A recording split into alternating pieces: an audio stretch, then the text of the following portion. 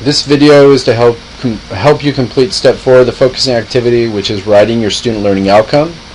You'll notice the word benchmark is also used. This is for the DOE, but we use many terms to describe our lesson objectives. And whatever the term is used, the bottom line here is that we have to be very clear about what we want our students to be able to do in our lesson. So whether we call it student learning outcome, benchmark, goals, objective, etc., it's got to be something that we can actually use and measure. To make sure that your topic that you're going to present is clear and measurable, we use action verbs that we find in Bloom's taxonomy.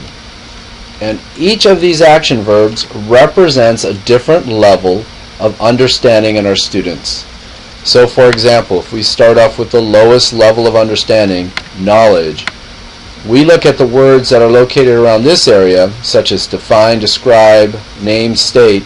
These are the behaviors that represent the knowledge of understanding a student might have. The reason we need to use these words instead of the other word is that those are behaviors and the other words take place within the brain. We can't see what's happening in the brain, we can only see the behaviors as a consequence of what's happening in the brain. So we always use these words. So as we get more and more complex in our thinking, notice the behaviors get more and more complex. So going from application, applying, and showing to analysis, where you're classifying and inferring and getting more and more deeper, synthesis, constructing, hypothesizing, to the highest level of thinking and understanding, which is evaluation, where you critique, you solve, you criticize, and judge. All of these words again represent the basic understanding a student has of your subject.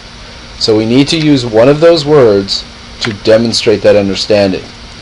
We write it in a learning objective, so we say at the end of the lesson, a successful student will be able to identify, there is one of the action verbs, and evaluate elements of a good teacher in the context of him or herself using the topic that we talked about in the last step. Identify and evaluate are good and measurable because I can actually see a student do those things. So that means that I must be able to measure it. If you want to use one action verb instead of two, and I would highly recommend that, you can. Because every action verb requires an assessment of that verb. So if you have 3 action verbs, you need to measure 3 things. So keeping this very simple for yourself and just choosing one will avoid some complications for you later on. And I'm going to reiterate this again. We use words like Bloom's taxonomy because they are measurable. We do not use words like understand, respect, and appreciate because they take place in the brain. You cannot measure them, and if you cannot measure them, even though they might be wonderful to have as an ultimate goal in our students, it doesn't tell us whether there is any learning taking place. So always use Bloom's taxonomy to ensure your SLO is measurable. If you need to review this process a little more in depth, check out 1B again in your lesson resources.